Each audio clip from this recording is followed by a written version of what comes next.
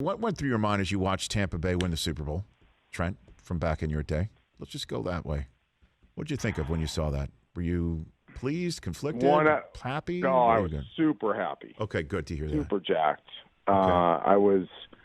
I really, you know how I look at the game. I try to learn through watching the game, and I thought it was a great exercise in learning how much a team can evolve and grow and get better as the year goes on. You know, you go to your talk show, I'm guessing in weeks. When was their bye week? They got beat by New Orleans. Was that week 9, I think? No, yeah. And then we were talking about it yesterday that, I picked Tampa to win it all before the season. And then on game day morning, I had an opportunity to mulligan on Thanksgiving. And that was the weekend they were 7-4 going into take on the Chiefs. And I hopped off them. And then they had a bye the next week. And there's nothing wrong with that. I mean, because they weren't great. They were talented, but not great. And it hadn't fit yet. It hadn't clicked. I don't think they knew who they were. So I watched it that second half of the season just saying, okay, something happened over the bye week. There was a come to Jesus. There was a Tom Brady finally opened his mouth and said, no, this is the way we're going to be great. Going from talented to great, we're going to start doing the little, ugly, boring, monotonous things. Well, we're going to clean up some of our scheme stuff.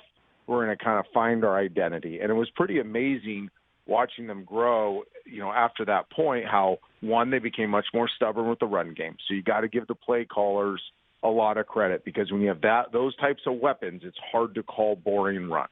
It's hard to be patient getting 2.5, 3.5 yards to carry on first down. They started utilizing more tight ends. They added tight ends into protection. So where they were 5, 6-man protections, they became 6, 7-man protections. So adding an extra guy into protection. Brady, all of a sudden, you saw his normal calmness come back in the pocket, which you didn't see in the New Orleans game early on in the year.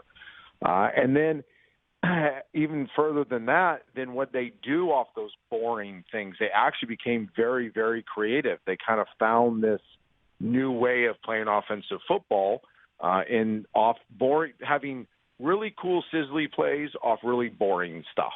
So they sucker you with the boring stuff, and then they flash and sizzle you with the explosive stuff. And while all this is going on, they are growing as a defense. Sure are. And they're becoming nastier and nastier, stronger, healthier at the end, getting some of their big guys back up front, playing more snaps.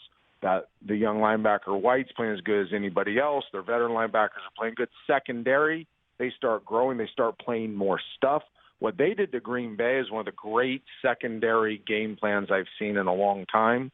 And they just evolved. And I guess long-winded way of saying, I really appreciated that the NFL, in the midst of the craziest year of all of our lives, no OTAs, really no training camp, that they took the long tail approach. And to win a Super Bowl, they said, hey, we got to not flinch when bad things happen, use them as learning lessons, grow, and make sure we're getting better every single day. And with this group of people and with the greatest player that's ever played, by the end, we should be able to finish this race. Hey, you watched all the way to the end. Thanks for that. Watch more right here.